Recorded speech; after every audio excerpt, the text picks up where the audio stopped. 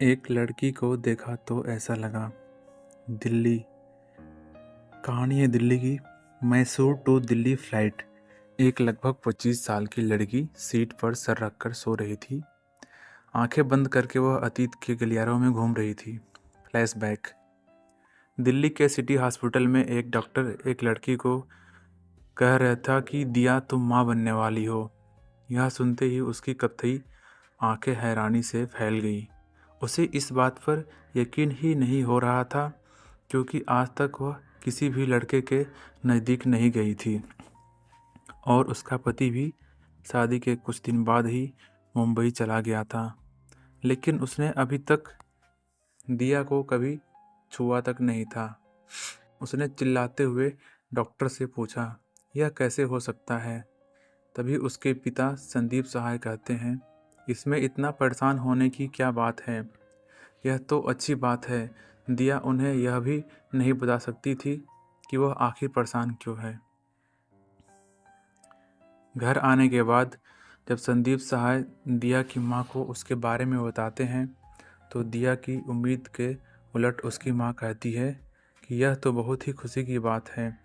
मैं नानी बनने वाली हूँ और आप नाना। नेहा, जो दिया की सौतेली बहन थी, वह यह भी सुनकर खुशी से उछलते हुए कहती है, और मैं मौसी बनने वाली हूँ। इस बात पर तो मिठाइयाँ बांटनी चाहिए। दिया की माँ और मैं भी उन लोगों को फ़ोन करके यह खुशखबरी दे देती हूँ।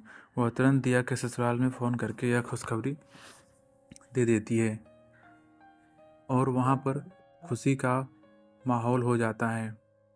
सब लोग अपने आने वाले नन्हे मेहमान के बारे में सुनकर काफ़ी ज़्यादा एक्साइटेड थे।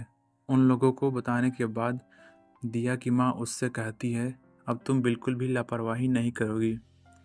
तुम्हें पूरी तरह से रेस्ट करना है और स्ट्रेस तो बिल्कुल भी नहीं लेना है। और हाँ, आकाश को भी फ़ोन करके बता देना।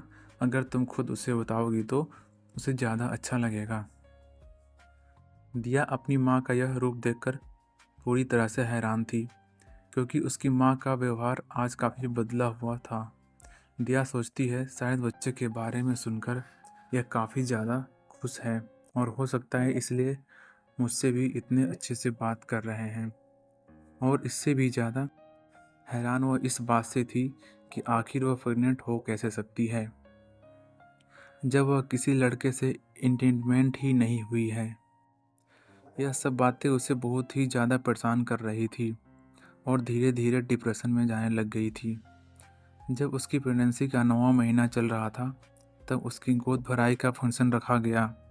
सब लोग काफ़ी ज़्यादा खुश थे दिव्या को छोड़कर, क्योंकि जब से आकाश ने उसकी प्रेगनेंसी के बारे में सुना था तब से उसने उससे कभी बात तक नहीं की थी और उसके नंबर भी ब्लॉक कर दिया था। वह यही सोच रही थी कि आकाश का सामना कैसे करेगी और उसे यह सब कुछ कैसे समझाएगी जब उसे खुद ही कुछ समझ नहीं आ रहा है। फंक्शन काफ़ी धूमधाम से चल रहा था। तभी दरवाजे पर एक कार आकर रुकती है।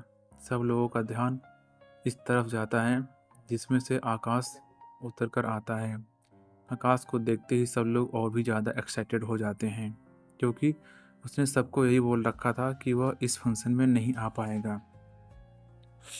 आकाश को देखकर एक पल दिया का दिल की धड़कन भी बढ़ जाती है क्योंकि उसे इस वक्त फंक्शन में आया देख तो लग रहा था कि शायद आकाश उसकी बात को समझ रहा है। आकाश धीरे धीरे चलता हुआ आगे आता है और दिया के सामने आकर खड़ा हो जाता है। दिया उम्मीद भरी नज़रों से उसकी तरफ देखते हुए उसके कुछ बोलने का इंतज़ार करती है, लेकिन वह नहीं जानती थी कि उसकी उम्मीदों को इस कदर तोड़ा जाएगा। आकाश ने वह सबके सामने दिया से पूछा, किसका बच्चा लेकर मेरे साथ मरने की कोशिश कर रही हो? यह बात सुनकर सब लोग हक्का बक्का रह जाते हैं। आकाश की माँ उसके पास आकर कहती है, यह तू क्या बोल रहा है? आकाश, मैं बिल्कुल ठीक बोल रहा हूँ माँ। मैंने आज तक इसे कभी हाथ भी नहीं लगाया है। तो यह बताइए कि यह प्रेग्नेंट कैसे हुई? यह सुनकर तो सब लोग की नज़रें अब दिया की तरफ ही उठ गई थी और दिया अपना सर नीचे झुकाकर खड़ी थी।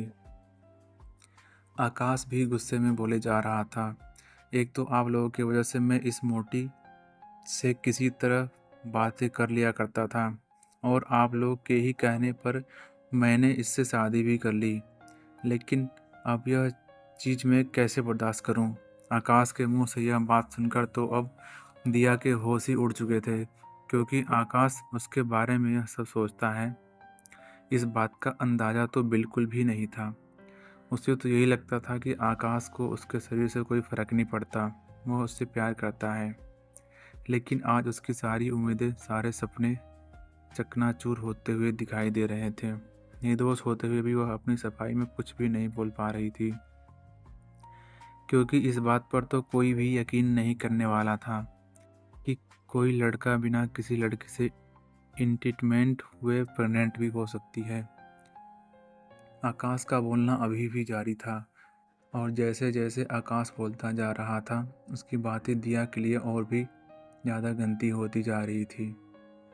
ऊपर से घूरते हुए लोगों की नज़र, दिया को तो अब जैसे सब कुछ सुनाई देना ही बंद हो गया था और वह वहीं पर बेहोश होकर गिर जाती है। मम्मा मम्मा उठो, फ्लाइट लैंड होने वाली है, एक प्यारी सी आवाज़ दिया के कानों में गूंजी। जैसे ही उसने आंखें खोली, एक नन्ही सी प्यारी सी बच्ची अपना गोल गोल आंखों से उसे देख रही थी। वह दोनों जैसे ही एयरपोर्ट से बाहर निकल रहे थे, सब लोग उन्हें नहीं देख रहे थे। लाल रंग का शिफॉन की साड़ी में दिया गजब की खूबसूरत लग रही थी। प्यारी सी स्टोरी सुनने के लिए धन्यवाद। मिलते हैं नेक्स्ट पार्ट में। Thank you.